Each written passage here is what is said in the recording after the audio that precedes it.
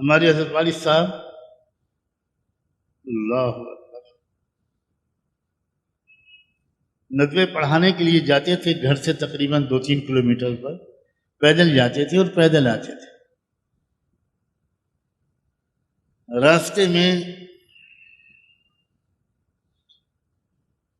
کوئی ٹھیلے کھینچ رہا ہے مزدور، ایک آگے مزدور لگا ہے، ایک پیچھے لگا ہے، پیچھے والا دھکیل رہا ہے، آگے والا کھینچ رہا ہے۔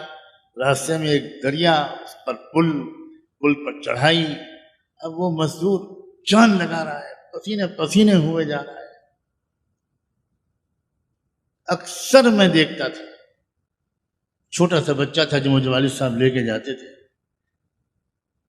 کہ وہ اتر جاتے تھے رکشے سے یا پیدل بھی اگر ہیں تو اسی ٹھیلے کے دھکا دینے میں ان مزدوروں کے ساتھ لگ جاتے تھے۔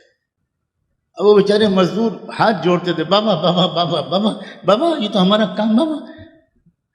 اور والد صاحب بڑے پیار سے، نہیں بیٹا نہیں بیٹا، اور آگے سنو، اللہ اکبر۔ میری زبان تو اس لائق بھی نہیں ہے کہ ایسے نیک لوگوں کے واقعات بیان کرے۔ اس کے بعد جب وہ اوپر جا کر ٹھیلا اس کو رکواتے تھے، اپنی جیب سے کچھ 5 روپے 10 روپے نکال کر ان مزدوروں کو ہدیہ دیتے تھے اور اپنے رومال سے ان کا پسینہ پوچھتے تھے۔ اور اگر یہ پہچان لیتے تھے، دیکھ لیتے تھے کہ یہ مسلمان ہیں، تو ان سے کہتے تھے بھیا میری مغفرت کی دعا کر۔ وقت کا شیخ المحدثین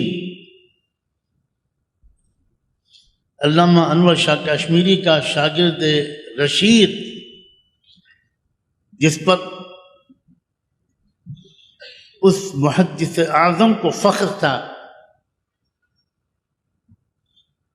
عارف باللہ حضرت رائے پوری کے خلیفہ اجل